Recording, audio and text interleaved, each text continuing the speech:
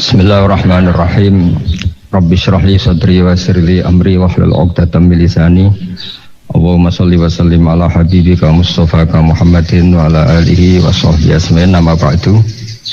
Langsung saja sesuai tema bahwa kita akan menjadikan tauhid sebagai sumber inspirasi bangsa atau sumber kekokohan bangsa atau sumber ketahanan NKRI. Perlu dicatat bahwa di antara yang sering disabdakan oleh Rasulullah SAW adalah inna minal bayani la sikhron. Jadi penjelasan atau orasi atau argumentasi atau apa sajalah itu adalah bagian dari sihir. Sihir di sini maknanya itu sesuatu yang kayak hipnotis, tapi di sini dalam konteks positif. Dulu ketika periode Rasulullah Muhammad SAW itu pertarungan hak dan batil itu diolah pikir. Olah pikir yang diterjemahkan oleh artikulatif atau sistem verbal. Memang ini agak aneh. Jadi kalau mukjizatnya Nabi Musa itu fisik. Fisik itu misalnya melawan Fir'aun dengan kekuatan tongkat yang super dahsyat, sehingga Laut Merah dipukul sama tongkatnya Nabi Musa, kemudian bisa membelah jadi jalan, Fir'aun tenggelam. Begitu juga nabi-nabi yang lain ada kekuatan fisik yang bisa dilihat sebagai mukjizat. Tapi ketika Nabi Muhammad SAW jadi nabi, itu pertarungannya itu ke sistem rasional. Dan yang enggak rasional itu dijelaskan dengan satu penjelasan yang seakan-akan rasional. Ini yang agak jelimet. Sehingga ada wala talbisul haqqo bil batil. Jangan menyampur adukkan hak dengan batil. Saya beri beberapa contoh kejadian. Suatu saat itu ada orang kafir datang ke Rasulullah SAW. Kemudian bertanya, ya Muhammad, jika kambing itu mati betul, yang tidak disembelih, bangkel, itu yang mematikan siapa? Karena Nabi itu orangnya ummi itu lugu, ya yang mematikan Allah. Terus jawabannya si orang kafir tadi, agama kami itu aneh, yang dimatikan Allah langsung haram, tapi yang lewat tangan-tangan manusia yang berlumuran dosa halal, katanya. Sehingga terus jadi logika yang kok iya ya gitu. Harusnya yang dimatikan Allah langsung kan orisinil gitu. Sehingga orang terus terbelalak seakan-akan ini hebat gitu. Dan resikonya Nabi, resikonya itu nggak boleh fahisan mutafahisan. Corong Jawa Nabi ora oleh cangkem elek, itu resiko. Andai kan ndak Nabi kan gampang, ya sudah kalau halal ya silahkan makan. Masalahnya Nabi ndak boleh apa? Nggak boleh berbicara kasar, ndak boleh berbicara buruk. Terus ada lagi beberapa kejadian yang seperti itu, yaitu masyhur suatu saat Sayyidina Ali didatangi seorang kafir juga Yahudi. Ali, kakimu angkat satu. Diangkat sama Sayyidina Ali. Angkat dua-duanya, ya udah bisa. Gitu kok temanmu, maksudnya Nabi Muhammad mengklaim bisa naik langit, gitu aja kamu udah bisa. Jadi selalu pakai olah kata. Yang ketiga misalnya Muhammad, kita ini punya urusan banyak, punya problem banyak. Dan Tuhan itu dianggap penyelesai problem, halul muskilat, yang bisa menyelesaikan problem. Pertanyaannya, kalau problem kita banyak, Tuhannya satu tidak cukup Muhammad. Kalau problemnya banyak, ya Tuhannya harus banyak. Sehingga ketika Nabi membawa tauhid, protes mereka, komplain mereka, aja'alal alihata ilahau wahida inna hadza la syai'un ujab. Masa Tuhan satu, wong problemnya banyak, urusannya banyak. Kalau urusannya banyak, ya Tuhannya harus banyak. Nah, karena olah pikiran seperti ini, sebetulnya bukan olah pikiran ini, hakikatnya olah kata, karena ini tidak mewakili hakikat. Ya, saya ulang lagi, sebetulnya ini bukan olah pikiran atau olah akal atau olah kecerdasan, tapi olah kata, karena semua yang diomongkan ini tidak mewakili apa? Hakikat. Tapi faktanya itu terjadi. Sehingga mukjizatnya Rasulullah SAW itu tidak boleh berupa fisik kayak tongkatnya Nabi Musa atau tabutnya Nabi Harun atau apalah yang sifatnya fisik, karena ini tidak menjawab kecerdasan-kecerdasan yang terimplementasi oleh kata-kata yang dikatakan orang-orang kafir tadi, yang bisa memojokkan orang-orang kafir. Akhirnya Nabi diwarisi kecerdasan, dikasih kecerdasan oleh Allah Ta'ala, yaitu yang dikatakan fatona. Dan mereka memang suka, mempermalukan Nabi itu suka. Misalnya Nabi, karena sebagai Nabi, beliau tahu betul bahwa semua itu biadillah, di tangan Allah. Itu Nabi pernah ngendikan, la adwa wala tiarota, tidak ada penyakit menular. Lalu ada orang Yahudi atau orang siapa saja, orang bodoh lah yang jelas ini.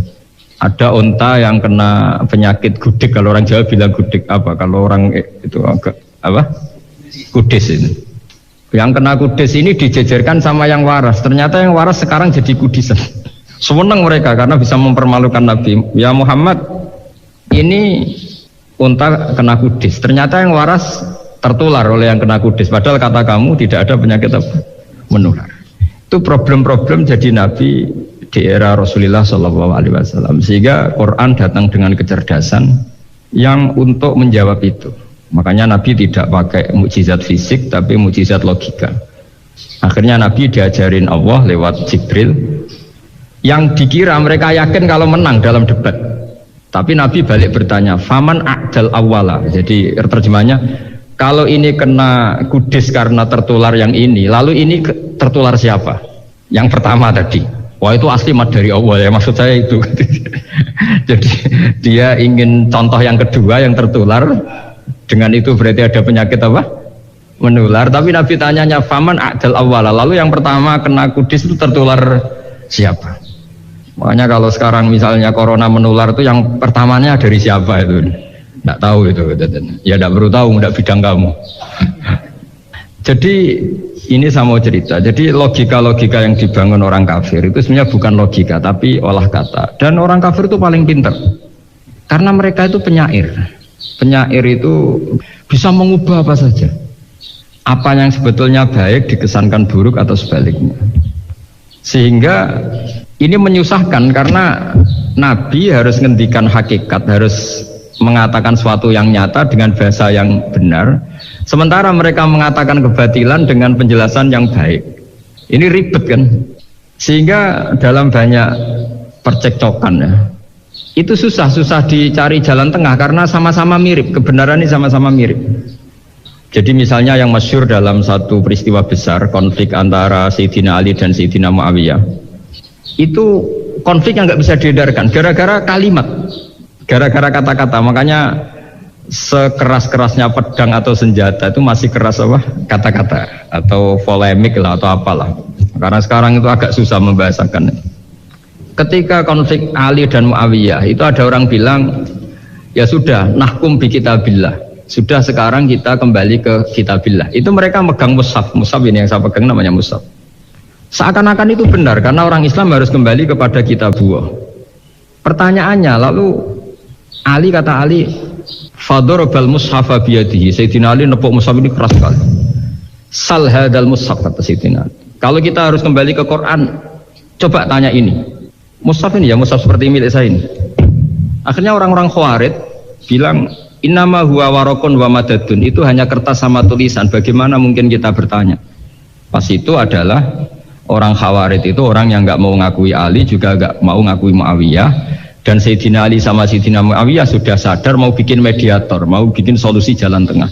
Jadi sebenarnya dua beliau itu orang baik, gara-gara diprovokasi orang Khawarij terus jadi bentrok.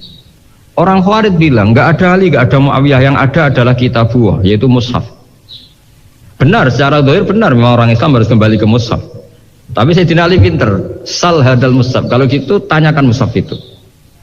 Ketika Sayyidina Ali dan Sayyidina Muawiyah sudah sepakat bikin perdamaian. Akhirnya singkat cerita, innama huwa rokun wa wadadun, kata orang-orang Khawarij itu hanya kertas dan pena. Kenapa bisa disuruh atau diminta jawaban? Terus kata Sayyidina Ali, nggak bisa toh kamu tanya mushaf? Ya tidak bisa, makanya tanya saya katanya. Akhirnya Sayyidina Ali memberi penjelasan, wa in khiftum shiqaqa bainihima fab'asu hakamam min ahli wa hakamam min ahliha. Jika dua mempelai suami istri itu ngalami konflik, di mana-mana orang konflik roh raine serasa seneng nek. Kita kalau sedang marah, semuanya lah kalau sedang marah sama istri itu roh raine serasa seneng. Jadi sing ganteng kira ketok gantengnya gitu. Ketok elek etok. Sehingga kalau ngomongi anaknya, dasar nakal kok bapaknya gitu. Bapaknya gitu, nanti dasar cerewet koyo ibu. Makanya alhamdulillah banyak anak kita yang mewarisi nakalnya bapaknya dan nakalnya ibunya. Karena sabdonya mesti seperti itu. Jadi anak kita ini korban cara ngomong kita. Jadi kalau orang nggak suka itu nggak boleh ketemu. Karena tambah benci. Sehingga butuh mediator. Itu sudah, ini termasuk ilmu psikologi Quran. Kalau orang sedang tidak cocok itu nggak boleh ketemu, pakai apa? Mediator. Jika suami istri sedang konflik, itu sebaiknya, seharusnya atau sayugyanya itu kirim mediator. Fab'atsu hakaman min ahli wa hakaman min ahliha. Iyurida islaha yuwaffiqillahu bainahuma. Terus kata Sidina Ali, wa amru ummati Muhammad a'dhamu min amri rajulin wa imra'atin. Dan urusan umat Muhammad yang kita sedang konflik dengan kekuatan besar dan bisa pertumpahan darah itu lebih ngeri timbang urusan suami dan istri. Itu saja solusinya mediator. Artinya sesepele itu urusan pribadi saja Allah menyuruh ada mediator. Apalagi urusan kita yang lebih dahsyat. Akhirnya mereka ngakui cara istimbat, cara ngambil kesimpulan Sidina Ali. Jadi ini masalah-masalah yang orang bilang seakan-akan benar. Sudah kita kembali ke Quran, kembali ke Quran. Quran yang mana? Wong kamu tidak paham. Lama-lama tanyanya cetakan mana ini? Ribet kan? Makanya saya ini bikin gerakan besar-besaran. Yang dulu saya ngaji tafsir lama sekali dengan Mbah Mun, ngaji sama bapak saya. Sekarang alhamdulillah untuk mengkaji apa? Tafsir. Itu memang kita butuh. Karena Quran itu teks. Teks itu harus difahami ahlinya. Karena tapi ketika orang ngomong, ayo kita kembali kitab buah, kembali ke kitab buah, itu kembali yang apa? Terus tentang apa? Tapi bahwa mukjizatnya Nabi itu menerangkan sesuatu yang kayak iya kayak enggak. Karena orang kafir itu pintar mengemas kebatilan sebagai kebenaran. Jadi enak zaman Nabi Musa ngadepi Fir'aun yang karuan salah. Nabi Muhammad itu enggak. Ngadepi satu komunitas yang mereka punya jargon yang seakan-akan benar. Misalnya Ka'bah itu sakral, Baitullah. Orang kafir itu percaya keramatnya Ka'bah, percaya, sehingga mereka kalau bikin berhala itu harus dekat Ka'bah, bentuk barokah Ka'bah. Gak kurang ajar gimana? Maka berhala-berhala itu paling banyak di dekat Ka'bah, karena supaya apa? Dapat barokahnya Ka'bah. Ribet kan? Kamu kafirkan tuh percaya barokah Ka'bah, tidak dikafirkan, itu kurang ajar. Ka'bah kok jadi ruwet, ribet banyak ngadepi. Itu susah memang ngadepi logika ya. Makanya kan apa ya, kayak kita ngerawat anak itu, mau dilonggar nanti manja terus goblok, mau dikerasin nanti minggat, ribet kan. Jadi ngelola kebenaran itu tidak gampang. Lalu Nabi datang bil haqqil bayyin, dengan kebenaran yang nyata. Dimulailah dari surat diantaranya lam yakunil ladzina kafaru min ahlil kitab wal musyrikin munfaqina hatta ta'tiyahumul bayyinah. Bayyinah itu siapa? Rasulun minallah yatlu suhufam mutahharah. Orang-orang kafir baik berkategori ahli kitab yaitu Yahudi Nasrani maupun yang berkategori orang-orang musyrikin yaitu orang-orang yang menyekutukan Allah yang non samawi, yang tidak punya kitab samawi, itu tidak mau tercerabut. Munfakin itu tidak mau tercerabut dari akar mereka hatta ta'tiyahumul bayyinah, sehingga datang kebenaran yang begitu nyata, begitu jelas. Saking jelasnya siapapun mau tahu dan gak bisa dibatalkan oleh apapun, termasuk oleh perilaku sosial. Siapa itu? Rasulun minallah yatslu suhufam mutahharah, itu yaitu Rasulnya Allah yang membaca lampiran-lampiran suci, yaitu Quran. Sehingga Nabi datang dengan analogi pembanding. Orang-orang yang berpikir Tuhan harus banyak karena urusan itu banyak, problem banyak. Lalu Nabi bikin analogi. Andaikan kamu sebagai pembantu yang punya majikan banyak, perintahnya beda-beda, kamu mau enggak? Ya enggak mau, enggak enak Muhammad kalau punya bos banyak, perintahnya beda-beda, semuanya egois harus dituruti, enggak mau. Enak mana sama punya majikan satu? Enak satu Muhammad. Ya sudah, Tuhan kamu itu majikan kamu. Kalau banyak-banyak bingung kamu, perintahnya banyak nanti. Terus mereka mau, ya sudah Tuhannya satu saja. Jadi karena mereka mau enggak mau harus berpikir kalau Tuhan banyak berarti perintahnya banyak, memuaskan satu Tuhan dibenci Tuhan yang lain, memuaskan yang lain dibenci yang lainnya, pokoknya ribet. Hari ini minta dilayani, Tuhan yang satu minta dilayani, itu kan ribet. Jadi Nabi itu pakai logika yang gampang. Makanya ketika Allah menjelaskan itu, ketika Allah dorobawa masalar rajulan fihi syuraka mutasyakisuna wa rajulan salamal dirajul hal yastawiyani masalah. Alhamdulillah Allah bikin satu perumpamaan, ada orang yang punya majikan banyak, yang satu punya majikan hanya satu. Hal yastawiyani masalah, nasibnya enak mana? Enak yang punya majikan satu karena standarnya jelas, SOP-nya jelas. Akhirnya mereka sadar, oke, Muhammad Tuhannya satu saja. Lalu dalam pertanyaan-pertanyaan yang lain, misalnya tadi masalah Sayyidina Ali, masalah dibully lah kalau sekarang itu Nabi menjawab ya dengan rasional, karena mau tidak mau, karena Nabi tidak dibolehkan pakai mukjizat zaman itu. Untuk awal-awal jadi Nabi itu nggak boleh pakai mukjizat, karena mukjizat itu punya sisi yang sangat-sangat fatal, yaitu kalau Allah sudah menurunkan mukjizat itu sekali nggak diimanin itu harus ada azab. Nabi ingin umatnya itu nggak kena azab. Makanya ketika Allah Ta'ala wa ma mana'ana an nursila bil ayati illa an kadzdzaba bihal awwalun. Cara terjemahan bebasnya gini, Muhammad, saya tidak ngasih mukjizat kamu kayak Nabi Musa, kayak nabi-nabi sebelum kamu yang berupa fisik. Itu problemnya satu, sekali saya menurunkan mukjizat, tren umumnya ini didustakan. Ketika didustakan, saya punya alasan menyiksa, wong sudah tak perlihatkan sebegitu jelas kok tetap didustakan. Maka sekali saya menurunkan mukjizat, kata Allah, wa ma nursilu bil ayati illa takhwifa. Saya memberikan satu ayat itu hanya warning, hanya peringatan bahwa ini akan ada bahaya azab. Sehingga karena pilihannya itu Nabi milih gak ada mukjizat yang seperti nabi-nabi sebelumnya, milih mukjizat yang ilmiah, yaitu Al-Quran yang kita warisi sampai sekarang, alhamdulillah. Karena kata ulama-ulama, nah ini pentingnya penjelasan, andaikan mukjizat kita itu hanya tongkat, maka hanya ada di museum. Kita lihat tongkatnya Nabi Musa, mungkin klaimnya ada di Turki. Mukjizat tabut kita lihat lagi di mana lah tempat di museum apa. Tapi kalau mukjizatnya Al-Quran, itu umatnya Nabi akan merasakan nikmatnya ila yaumil kiamah. Misalnya kita dalam bersuami istri atau dalam berkeluarga atau dalam bermasyarakat, itu Quran kalau nasihati kita gampang sekali. Misalnya wa ashiruhunna bil ma'ruf fa in karihtumuhunna fa asa an takrahu syai'a wa yaj'alallahu fi khairan katsira. Sudahlah kalau sama istri itu yang baik. Jika ada watak istri yang kamu nggak suka, dalam ketidaksukaan kamu itu ada kebaikan yang banyak.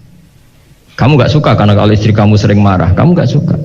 Sukanya yang senyum. Tapi kalau senyum terus sama orang lain juga senyum, ribet kan kamu.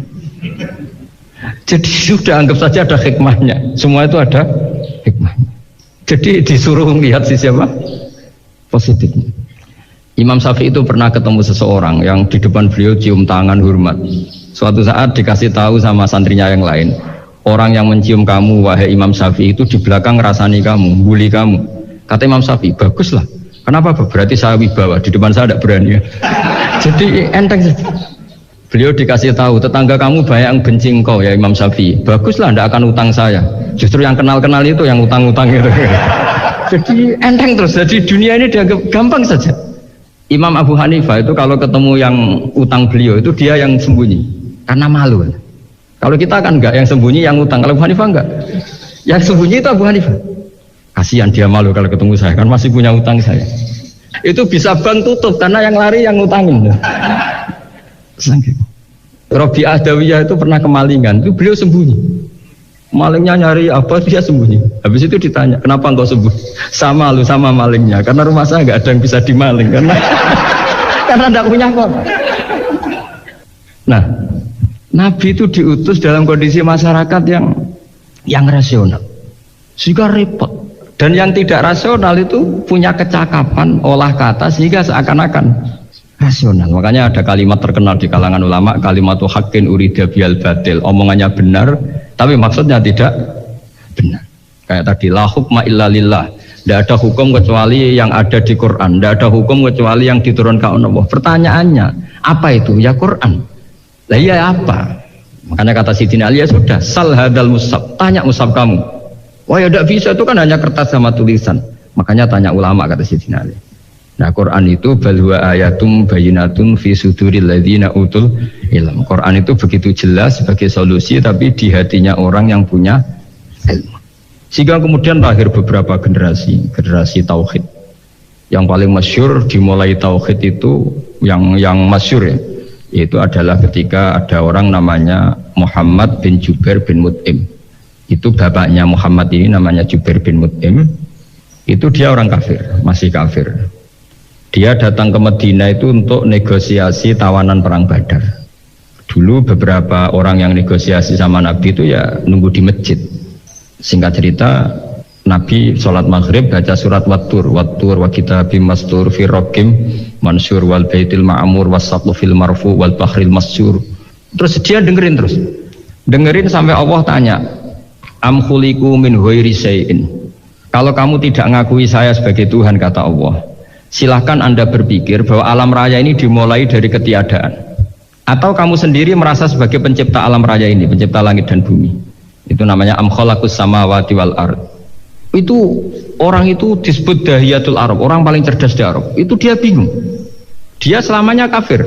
Cara berpikir menuhankan berhala, Lata, Uzza, pokoknya menuhankan makhluk lah. Terus dia mikir, Muhammad ini kacau ya. Akal saya dihabisin, kata dia. Jadi cara berpikir dia pakai akal. Dia tidak percaya mujizatnya Quran, tapi dia bilang Muhammad ini kacau, akal saya dihabisin. Akhirnya Nabi setelah salam dia menyatakan Islam. Karena kata dia, Muhammad, akal saya habis oleh apa yang kamu baca. Nah ini saya mau menerangkan tauhid sebagai inspirasi. Yaitu logikanya gini, langit bumi ini kan wujud itu punya eksistensi. Kalau langit bumi ini wujud, alam raya ini nyata, lalu kamu mengatakan sebelum alam raya ini ketiadaan, berarti ada satu kesimpulan ketiadaan menciptakan yang ada. Itu malah gendeng bareng.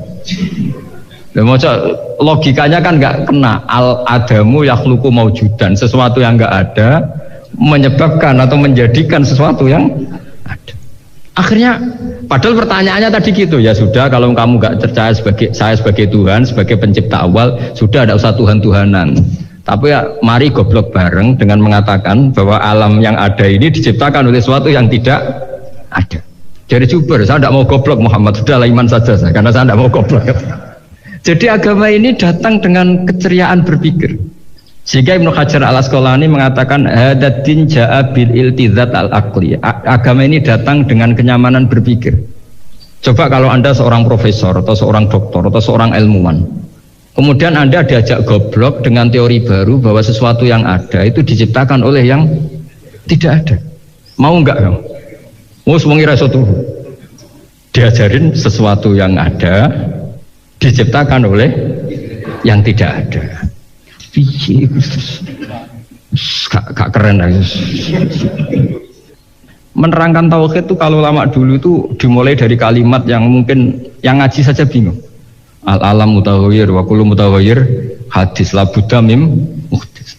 Itu sampean dengar mesti bangun jimat, itu apa itu doa apa gitu. Doa jalbur rizki apa gitu. Padahal itu logika.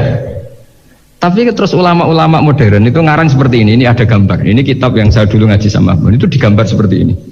Maksudnya digambar seperti ini gini, penjelasannya gampang. Sampean kalau gambar seruat apapun, misalnya gambar gedung tingkat 5 atau gambar gunung atau gambar apa saja, mbok seruat apapun gambar itu dimulai dari satu titik. Tadi hadhil awalim kulluha, bahwa alam semua ini dimulai dari nuqtatil wujud, ada titik wujud. Dan karena ini wujud penyebab harus bersifat awal, makanya Allah itu selain wujud harus bersifat al-awwal, kalau bahasa pondok al-qadim. Karena tidak mungkin yang menciptakan kemudian kalah dulu dengan yang diciptakan. Begitu juga Imam Al-Amudi. Imam Al-Amudi ahli matematika. Beliau ahli usul fikih, ahli fikih, tapi senangannya ngajar matematika. Alhasil dalam cerita keramat beliau, sama ndak usah tuh, saya tidak percaya. Ribet sekarang gitu. Orang kalau nggak nekuni sesuatu terus nggak percaya, ribet kan. Itu beliau masuk surga itu dijamin dapat surga itu karena ngajar matematika. Tapi di hati beliau hanya satu. Matematika adalah satu ilmu yang dimulai dari angka 1. 0, itu tetap dimulai dari 1, nggak bisa. Akhirnya beliau cerita, angka 2 atau 3 nisbatul wahid wal isnaini ila mi'ah wa ila ma la nihayatallah, semuanya sama, nisbatul far'i ilal asli, kata beliau. Bo angka 2, 3, 1000 sampai 1 miliar itu perbandingannya dengan angka 1 apa hubungannya? Al-far'i ma'al asli, yaitu angka 2, 3 adalah cabang dari angka 1. Jadi alam raya sebanyak apapun, ada galaksi, ada Mars, ada apa saja, tetap dimulai dari wujud yang 1, yaitu wujudnya Allah Subhanahu wa ta'ala. Jadi beliau menjadikan matematika sebagai alat perangkat untuk tauhid, bahwa alam raya ini dimulai dari al-wujudul wahid, wujud yang satu. Makanya kul huwallahu ahad, Allahus somad, terus lam yalid wa lam yulad, dan seterusnya. Nah, makanya ketika orang menyoal hukum adat yang menipu kita, adat itu sunnatullah yang kita lihat, itu Quran mesti mengembalikan wa huwallazi yabda'ul khalqa tsumma yu'idu wa huwa ahwanu alaih. Sebagian di surat Yasin diterangkan ansha'aha awwala marrah. Ketika kita lama sekali, namanya manusia itu lahir dari seorang bapak dan ibu, ini lama sekali. Yang namanya telur itu lama sekali lahir dari ayam, keluar dari ayam. Yang namanya pohon besar itu mesti dari biji yang kecil. Karena lama itu terjadi, seakan-akan kita ngomong, kita berkeyakinan tahu-tahu ada pohon besar itu muhal, tahu-tahu ada manusia ini muhal. Makanya ketika ada figur yang bernama Isa bin Maryam, itu orang kafir Yahudi itu menolak, bagaimana mungkin ada manusia tanpa bapak. Oke, itu menyalahi prosedur lazim, protap lazim. Tapi kata Allah gimana? Inna masalah Isa indallahi kamasali Adam. Kalau Isa mohal karena tanpa bapak, harusnya Adam lebih mohal karena tanpa bapak, tanpa ibu. Jadi artinya apa? Allah tetap mengingatkan bahwa kudroh saya yang pertama itu menjadikan semuanya mungkin tanpa perangkat adat. Maka kitab ini yang saya baca ini, milik Sayyid Husain Afandi ini, itu menjelaskan bahwa hukum adat itu menipu. Saya ulang lagi, hukum adat itu menipu. Ketika ayam mengeluarkan telur kemudian menjadi ayam lagi. Terus kita berdebat, telur sama ayam dulu mana? Menurut Anda milih mana? Milih apa? Telur. Kalau ini yang kubu sebelah ini ayam apa telur? Telur. Ayam. Ayam lahir dari Nah, pertanyaannya begini, kalau menurut tauhid, ketika lazim kalau telur itu nanti suatu saat jadi ayam, terus ayam kemudian lazim mengeluarkan telur. Ketika Anda mengatakan mungkin, kontribusi Anda terhadap kemungkinan itu apa? Kan sama, Anda tidak ikut menciptakan. Wong tidak ikut menciptakan kok menvonis mungkin dan tidak mungkin, kamu itu hanya saksi. Makanya pertanyaannya Allah, loh, ketika itu kamu anggap mungkin, kontribusi Anda itu apa? Kan hanya melihat. Kamu sendiri tetap tidak mampu bikin telur, Anda juga tidak mampu bikin ayam. Artinya meskipun telur jadi ayam, ayam jadi telur sampai kiamat, tetap ada kontribusi kudrohnya Allah Subhanahu wa ta'ala. Bukan berarti berdiri sendiri. Wong kamu yang bilang mungkin, ya nyatanya enggak berkontribusi. Sehingga kalau suatu saat Allah bikin telur dari batu atau ayam keluar dari batu, bagi Allah itu enggak masalah. Tapi bagi kamu masalah. Bagaimana mungkin hewan keluar dari batu? Ini logikanya gimana? Loh, memangnya ketika telur dari ayam itu logika kamu gimana coba? Kamu ikut bikin nggak? Nah, ini di sini pentingnya mukjizat. Akhirnya Allah bikin mukjizat, ada satu onta besar keluar dari batu, yaitu mukjizat Nabi Kamu memasalahkan, ini gimana onta kok keluar dari batu?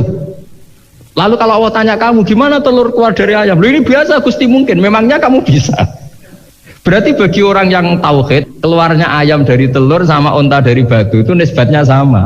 Sama-sama semuanya di luar kontribusi kita. Kenapa yang satu kamu katakan mungkin, yang satu kamu katakan tidak mungkin? Toh kamu sama-sama tidak terlibat. Itu cara berpikir tauhid. Artinya apa?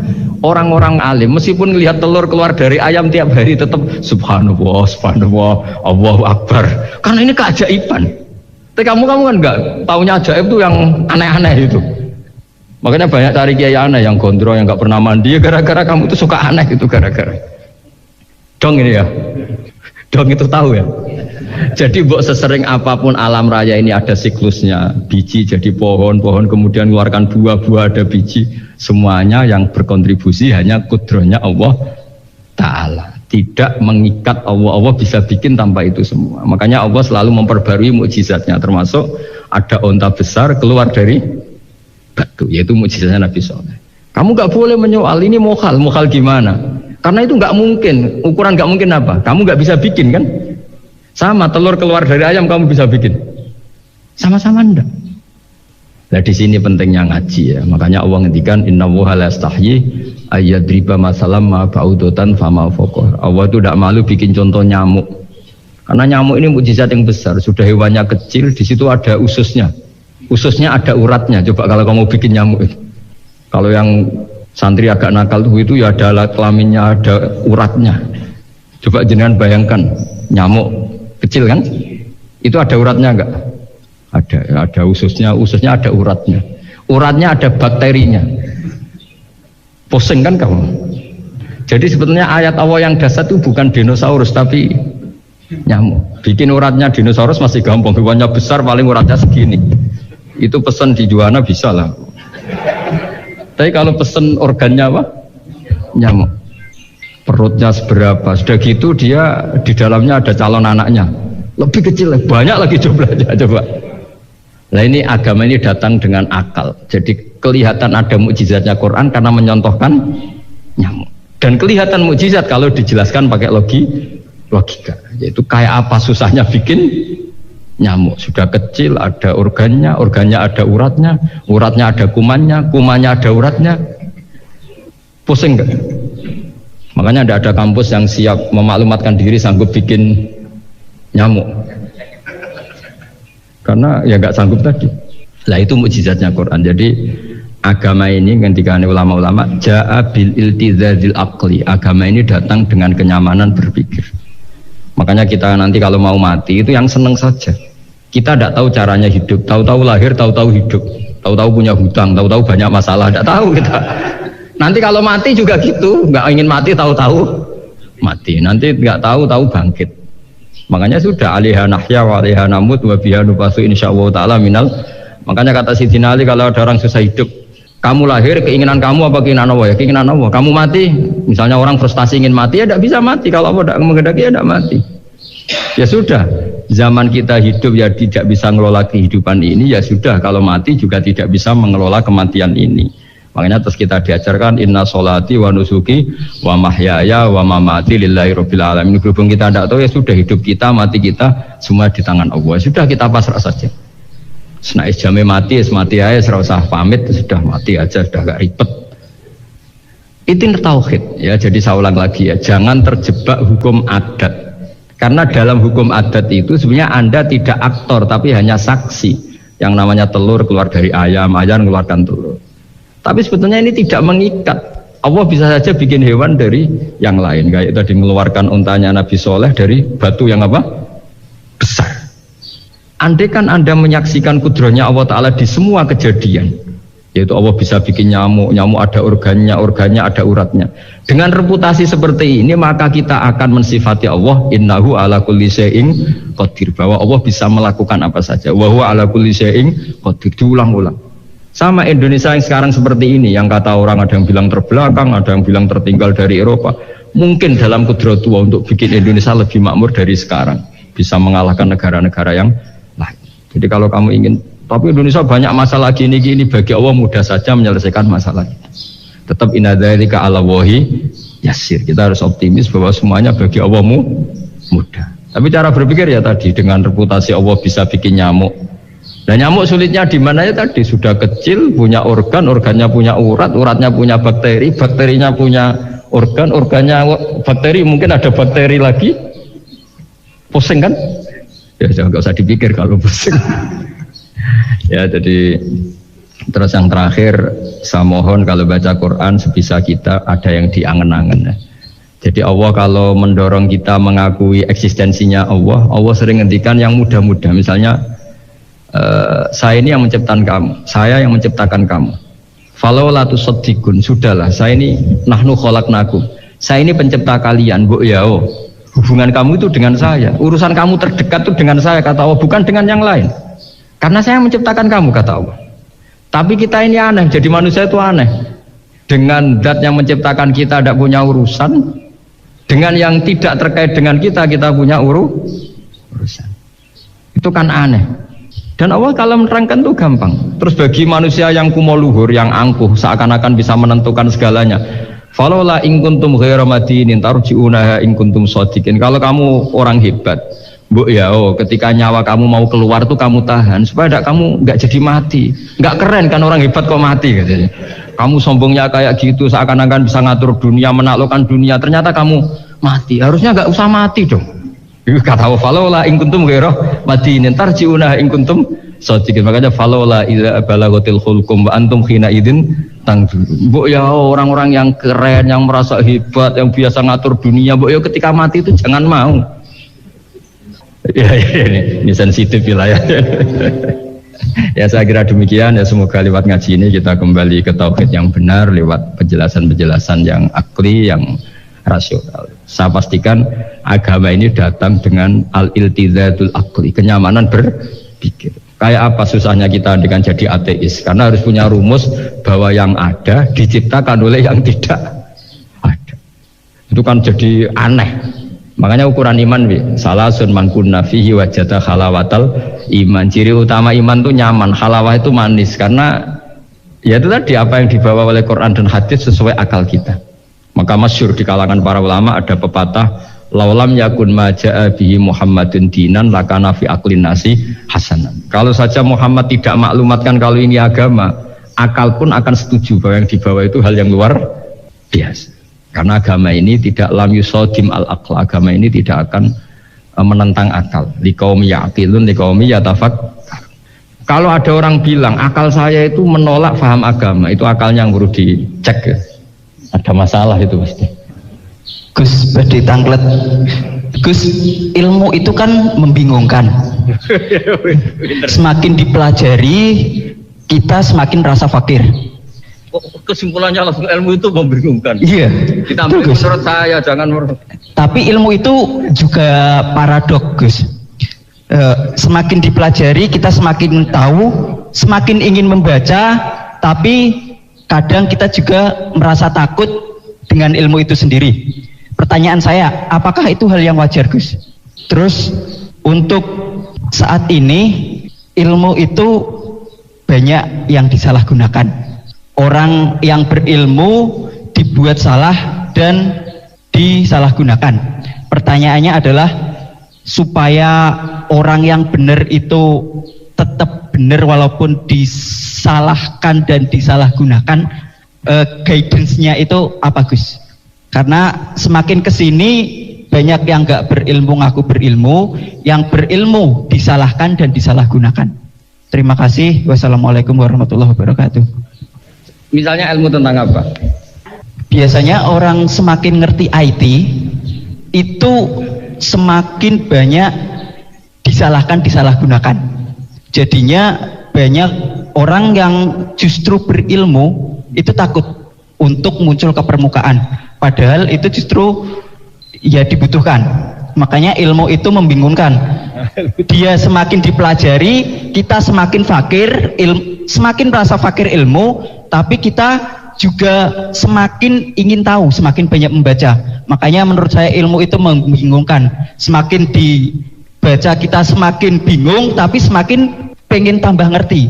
Dan semakin ngerti kita semakin fakir ilmu. Kan bingung kan nih, Gus? Oh ya bagus lah kalau ada yang bingung bagus lah. Ya semoga bingungnya Anda tetap bingung. Jangan ngajak saya bingung. Gini ya, jadi kalau misalnya IT atau teknologi apapun, Islam datang itu kan ngatur ketentuan efek ya. Misalnya mudahnya komunikasi bagi orang yang soleh mungkin terus dipakai ngaji, dipakai kebaikan, dipakai menjaga NKRI.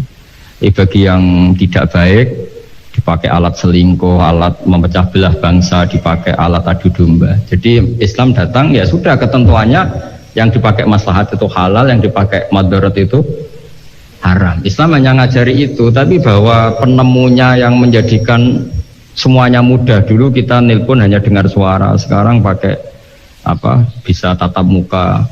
Itu dianggap ilmu yang objektif, belum punya akibat.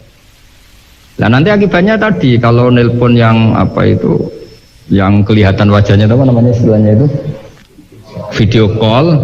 Kalau kamu sama guru kamu sama ibu kamu ya ibadah.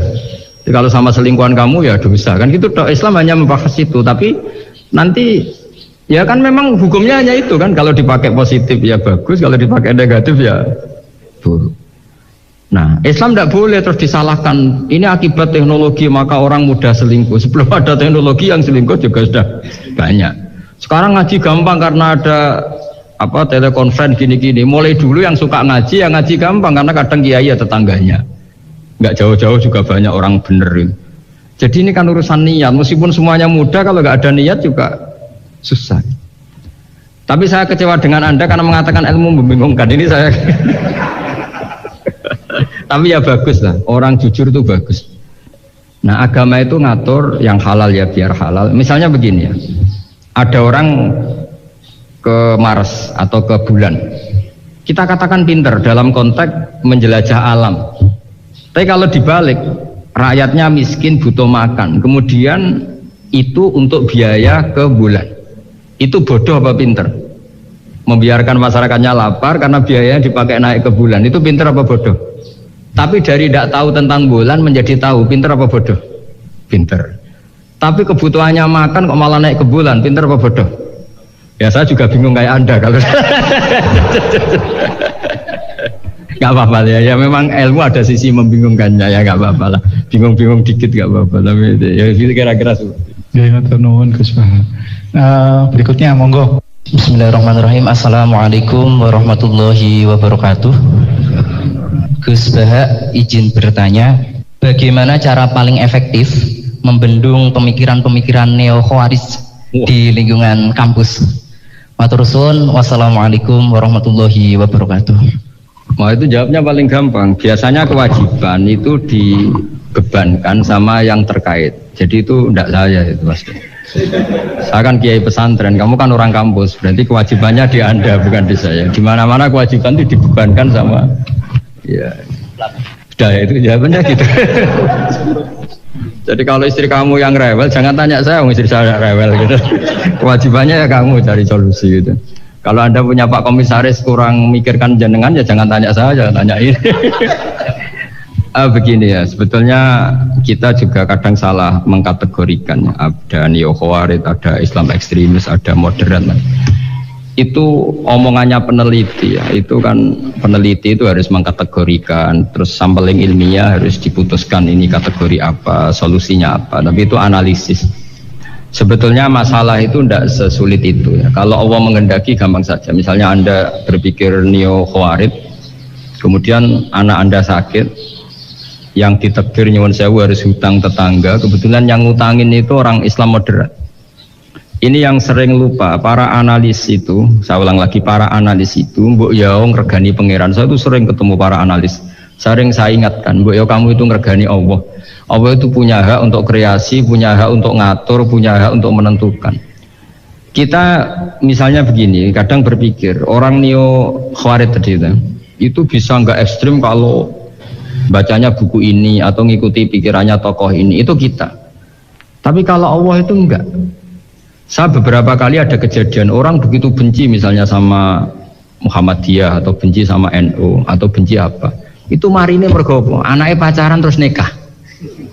Mulane corong Jawa gedeng tapi nyanding. Itu dulu banyak kiai yang benci Muhammadiyah, bareng anaknya besanan ya baik-baik saja. Karena nanti cucunya jadi Muhammad NU. itu banyak, enggak satu dua itu. Akhirnya kan karena Al-Insan Abdul Ihsan itu ya respect. Jadi, nah tapi kita sebagai analis ngiranya kalau pikiran itu dilawan pikiran, tidak mesti juga. Jadi manusia itu segampang itu. Dulu yang namanya Abi Sufyan itu bencinya sama Nabi, Masya Allah juga sebaliknya. Tapi ketika Ummi Habibah jadi istrinya Nabi, itu kebencian yang penggemar Abi Sufyan dan Nabi cair. Begitu juga Juwairiyah. Makanya ketika ada konflik besar antara kelompok-kelompok itu, karena mereka sebagian sudah jadi istrinya Nabi, itu mereka bilang asyharu Rasulullah SAW. Jadi konflik yang se-ekstrem itu selesainya pakai besanan. Asyhar itu besanan. Mau tukaran gimana? Mau benci Muhammadiyah gimana? Cucunya sekarang sudah Muhammad NU, yang NU juga cucunya sekarang, ya sudah. Akhirnya ya baik-baik saja. Jadi tidak udah ada solusinya. Kalau Allah sudah menghendaki nanti gampang saja. Sama jangan tanya, lah kapan itu Gus? Yang saya ada Tuhan, kamu tanya ya, tanya sama Allah. Jawabannya wallahu a'lam. Tapi saya mohon para analis ya, jangan corong Jawa ojo ngilani pangeran. Tuhan itu diberi hak untuk menyelesaikan, karena banyak yang di luar dugaan. Wahsy itu menjadi mukmin justru setelah membunuh Hamzah. Khalid bin Walid menjadi mukmin justru setelah menang di perang Uhud. Tapi kalau Allah menghendaki segampang itu, yaitu ketika Khalid bin Walid menang di perang Uhud karena sahabat melanggar perintah Nabi harus tetap di atas gunung, sementara mereka melanggar turun ke gunung. Itu Khalid bin Walid itu, wah Muhammad itu luar biasa. Anak buahnya melanggar saja dikasih sanksi, apalagi kita. Ini berarti orang yang sangat diperhatikan oleh Tuhannya. Terus dia cara berpikir begitu. Akhirnya masuk Islam. Banyak orang masuk Islam itu malah pas menyembah Tuhannya, Tuhan berhala. Itu ada orang Arab, zaman Arab dulu. Pas mau nyembah berhalanya, pas ada luwak kencing di kepala berhala itu. Terus dia, aduh ya Tuhan kok gak keren, gimana? Terus masuk Islam. Jadi dia dapat hidayat pas keliru. Kalau dalam cerita kewalian ya Sunan Kalijogo itu, dia jadi muridnya Sunan Bonang. Kenalan pertama karena begal Sunan Bonang. Pas begal malah jadi murid. Jadi kalau Allah itu punya sekian cara. Kadang kiai itu gak bisa mengislamkan orang, tapi banyak mahasiswa punya pacar non muslim itu yang islamkan pacarnya. Ribet kan kalau sudah mau apa coba itu memang. Ya sudah, Allah itu diberi untuk tetap Allah sebagai Tuhan itu tidak usah. Mbah Mun itu diantara yang sering dikatakan beliau itu, dulu saya juga agak protes dengan tanda kutip, tapi beliau ngendikan ya saya sami'na wa ata'na. Kata beliau gini, hak sok itu sing gawa agama nang Indonesia itu pegawai negeri ya. Yang bawa agama kemana-mana itu pegawai negeri ya. Saya sempat protes. Lah santri bah, mau santri karuan mau santri. Tapi setelah saya jadi kiai, ya bebas. Setelah saya jadi kiai ini kan sudah jadi kiai betul, sudah jadi kiai betul. Tanpa SK kan kiai. Kalau komisaris pakai SK, kalau kiai itu nggak usah SK. Setelah saya jadi kiai itu sering ada tamu dokter, ada tamu tentara, ada tamu pegawai-pegawai negeri. Itu bilang, saya ini dokter, karena saya dokter. Kadang datang di pedalaman Papua, NTT itu kan atas nama dokter, yaitu di puskesmas desa-desa tertinggal. Karena mereka muslim berkebutuhan Islam, yaitu ada sholat, ada masjid, ada akhirnya dibikinkan.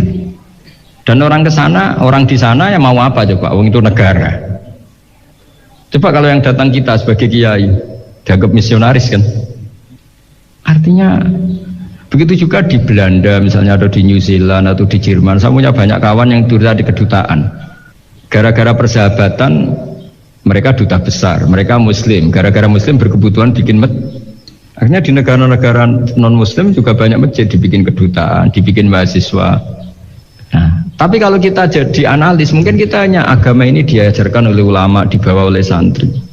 Tapi tidak seperti itu. Nyatanya Allah dengan kehendaknya bisa saja menyalurkan agama ini lewat PNS, lewat macam-macam. Jadi Allah itu maha kuasa. Makanya kita ini hanya bersaksi bahwa innallaha ala kulli syai'in qadir. Nah, kita sebagai kiai memang bantu mengenalkan ahkam fikihnya yang detail-detail itu. Tapi kalau menyebarkan Islam itu Allah punya cara.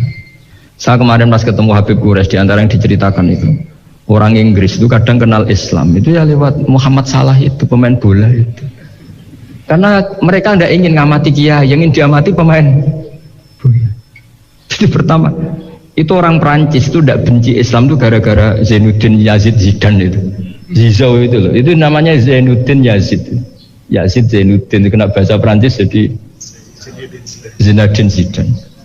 Itu dulu imigran dari Aljazair itu dibenci sama orang Prancis. Tapi setelah yang membawa Prancis juara itu adalah seorang Zidane. Itu terus mereka agak benci Islam karena yang membawa kebanggaan Prancis juara dunia. Apalagi kalau nggak salah pas itu ada 3 pemain Muslim Prancis. Orang ngira orang Prancis tidak benci Islam kan nunggu toleransi beragama lewat buku-buku toleran. Ternyata enggak, karena pemain bola aja Pak. Kalau Allah menghendaki, sampai jurnal-jurnal di Prancis setelah juara dunia, siapa bisa membenci orang Aljazair? Mereka harga kita, mereka martabat kita. Padahal dulu pandang sebelah. Dulu itu orang di Inggris, pemain Inggris itu kalau mau sholat susah, mau puasa susah. Terus mereka ingin minta hak puasa kalau musim puasa. Tapi menjadi mudah di luar dugaan. Manchester City dibeli Sulaiman Al-Fahim. Ya sudah, mau apa coba manajernya yang punya muslim. Nah, larang sholat tak pecat kan. Ya akhirnya ya malah ada masjid. Pelatihnya kalau ada yang puasa gitu, monggo dari akan mau apa coba. Segampang itu kalau Allah mengubah dunia. Makanya disebut ya muhawwilal ahwal hawil ahwalana ila ahsanil hal, ya muqallibal qulub sabbit qalbi ala dinik. Ya udah, pokoknya semua itu ya kita ikhtiar tapi tetap yakin Allah yang punya cara. Dalam sejarah yang terkenal Islam masuk Indonesia itu tidak lewat ustaz, lewat pedagang. Versi ya sejarah yang terkenal meskipun banyak versi. Gara-gara ada pedagang, mereka muslim, mau tidak mau ya tetap berkehidupan muslim.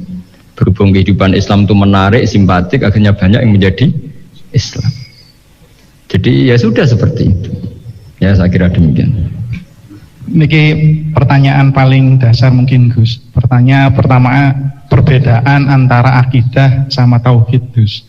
Apa perbedaan antara akidah sama tauhid? Perbedaan akidah kali tauhid.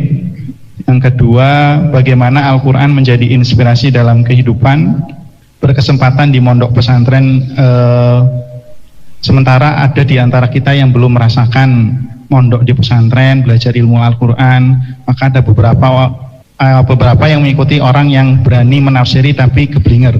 Jadi tafsir ayam kambing adalah ulama, atau ada yang khawatir menafsiri sendiri jadi salah. Mohon pencerahan dari Gus Bahar. Bismillahirrahmanirrahim. Alhamdulillah ini terakhir, semangat sekali saya sudah. Begini ya, jadi kalau sesuatu itu pakai madatul kalimat atau kosakata. Jadi kalau akoda itu dari ain qaf dal, maknanya mengikat, sehingga kalau kita transaksi disebut apa? Akad. Jadi sesuatu yang mengikat disebut akad. Kata turunannya bisa akidah, sesuatu yang sudah komitmen itu disebut akad atau akidah. Kita berkomitmen iman bahwa Allah satu. Nah satu itu bahasa Arabnya wahid. Terus dari kata wahada wahidu tauhidan, mengesahkan Allah itu disebut apa? Tauhid. Nah, tauhid itu dimulai la syarikalah, bahwa tidak ada kekuatan di luar Allah yang sekuat Allah, disebut tauhid. Jadi akidah dan tauhid itu sama, akidah ya tauhid, tauhid juga akidah. Jadi itu sama. Makanya yang dikatakan Islam itu apa? Yang dikatakan Islam itu adalah al-i'tiqad atau al-aqidah bil janan, akidah tertanam di hati, wa nutqu bil lisan, kemudian akidah itu kita lafadzkan, kita ucapkan, wal amal bil arkan, dan implementasi fisik kita juga seperti itu. Makanya yang dikatakan iman, dikatakan ihsan adalah tadi apa? Akidahnya itu ada bil janan di hati, diucapkan bil lisan, kemudian dipraktekkan bil arkan, yaitu anggota fisik, anggota tubuh kita. Sehingga sujud itu dianggap ibadah paling lengkap, karena fisik kita ya tunduk sama Allah dengan kepala di bawah, kalimatnya juga kalimat tunduk, subhana rabbiyal a'la wa bihamdi. Jadi akidah dari kata akoda, akoda itu mengikat, sehingga disebut akdun nikah, berarti ikatan nikah. Akdul ba' berarti hukum jual beli yang sudah jadi. Ya. Akidah itu kata turunan dari itu, sehingga maknanya apa? Komitmen kita terhadap agama ini, komitmen kita terhadap Islam. Apa komitmen yang paling dasar dalam Islam? Tauhid, mengesahkan Allah, bahwa tidak ada Tuhan selain Allah. Nah, terus tadi yang menyangkut tafsir ya, tidak semua kita pernah mondok. Jawabannya sudah tahu lah, kalau tidak semua kita itu pernah mondok. Tapi begini ya, pesantren itu dulu itu tidak harus seperti ini yang di pondok saya atau di pondok-pondok yang lain. Pesantren itu adalah sistem pengajaran di mana setelah diajarkan itu dirasakan, diamalkan, dijiwai. Sehingga dulu malah nggak ada pesantren yang kayak kita ini. Ulama-ulama dulu ya di rumah ngaji, tapi serius. Sehingga dulu itu memang yang dimulai ini, yang adat kampus sebagian itu agak-agak cocok itu menghafal. Kalau kampus itu kadang kuat analisisnya, kalau di pondok itu memang disuruh menghafal. Kenapa menghafal itu menjadi penting? Karena pengembangan itu setelah hafal. Tapi kalau tidak hafal, maka sebenarnya kita tidak pernah mengembangkan agama, mengembangkan pikiran kita sendiri. Sehingga kita ini butuh hafal, meskipun setelah itu ada analisis. Saya beri contoh misalnya gini, mulai kecil sampai tua kita ketemu orang yang sangat materialistik. Makan enak itu apa? Sate. Makan enak itu bakso, makan enak itu pizza. Selalu kita dibentuk fisik. Tapi kalau kita ngaji sama ulama, makan enak itu apa? Ya saat kamu lapar. Maka ulama dulu mengatakan makanan enak itu apa? Idamuhu alju, lauknya adalah lapar. Kalau kamu lapar, semua makanan enak. Ini kearifan. Dulu ada ulama yang datang melihat istrinya makan satu piring habis. Hanya satu piring, ditanya, kenapa tidak tanduk, sudah kenyang? Alhamdulillah, berarti saya tidak butuh korupsi. Ternyata istri saya hanya makan satu piring kenyang. Kalau makannya 1 ton, baru saya butuh korupsi karena tidak cukup. Begitu juga melihat ngopi. Setiap orang cowok kalau ngopi itu senang sekali. Bahwa ternyata untuk senang itu tidak harus selingkuh, tidak harus maksiat, tidak harus ke klub atau tempat-tempat yang salah. Jadi ulama dulu itu cara kearifannya itu dijaga oleh hal-hal yang sepele. Ternyata saya ngopi itu bisa senang. Ya berarti senang itu tidak harus maksiat. Gendong anak senangnya bukan main, melihat anaknya sehat tidur senang. Sehingga ulama dulu mengatakan al-istidzat bil mubahat min qutbiddin. Menikmati hal yang dibolehkan Allah itu qutbuddin, pokok dari agama ini. Nah, kenapa orang butuh maksiat? Karena nggak bisa nikmati hal-hal seperti ini. Makanya beragama itu harus nyaman. Dengan nyaman ini diharapkan orang nggak butuh nyaman lewat jalur yang tidak benar. Orang ketemu cucunya senang, ketemu anak senang, ngopi senang. Hal-hal yang taat ya.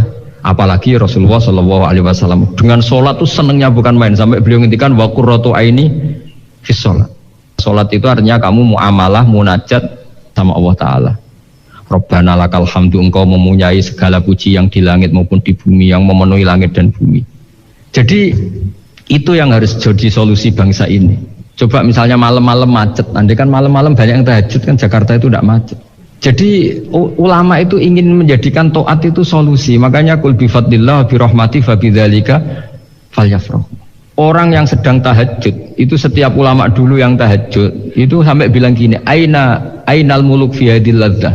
Enaknya apa jadi raja? Enak ya kita. Sayyidina Ali itu derajatnya tinggi. Di antaranya disebabkan beliau kalau wiridan gini, saya hafal wiridannya. Kafani izzan an takuna li robban wa kafani fakhron an akuna laka abdan. Gusti, saya ini punya nikmat yang luar biasa karena menjadi Tuhan untuk engkau, zat yang abadi, yang kekal, yang pertama.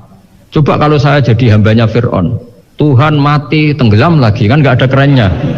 Udah gitu sekarang jadi tontonan lagi. Coba andai kan kamu punya Tuhan Fir'aun, kayak apa tersiknya? Sudah Tuhan mati jadi tontonan. Sudahlah Gusti, keren saya ini karena punya Tuhan engkau, zat yang abadi, yang lahul asmaul husna. Wa kafani fakhron an akuna laka abdan, dan saya keren sekali karena menjadi budak engkau, menjadi hamba engkau. Coba kalau saya jadi hamba sesama manusia, kerennya apa? Podo menusane, podo lemah, podo mati ini harus saling memperbudak. Kerennya apa? Coba. Jadi orang dulu itu kalau sudah munajat, makanya Nabi ngendikan wa qurratu aini fis sholat. Kalau sudah sholat tuh nyamannya bukan. Jika masyhur dalam cerita-cerita ketika Umar kena panah, dan panah itu bentuknya kayak pancing, kalau ditarik sakit karena bentuknya kayak jangkar itu. Umar minta apa? Nanti tarik ketika aku sholat. Ketika sholat beliau ditarik, beliau tidak kerasa. Dan itu harus dilatih.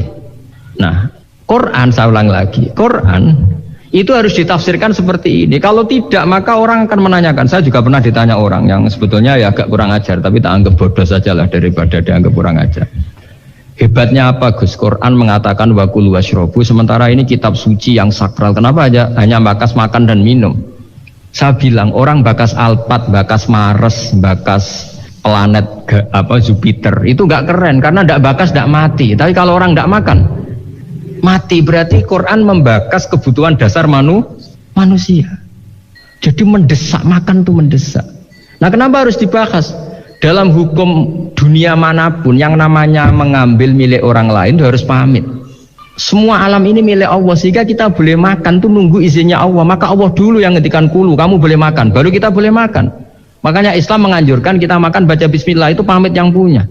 Kamu pernah beli oksigen, kamu pernah beli buah-buahan sama Allah, tidak pernah beli kan? Itu maling semua itu sebetulnya. Karena tidak pamit sama yang punya. Coba kalau itu milik orang lain, kita langsung makan disebut maling enggak? Sekarang kamu makan itu tanpa pamit Allah, kira-kira maling enggak? Kalau kita keras sebenarnya itu maling juga. Makanya kita dianjurkan baca bismillah. Nah, di sini pentingnya kata kulu wasrobu, makanlah dan minumlah.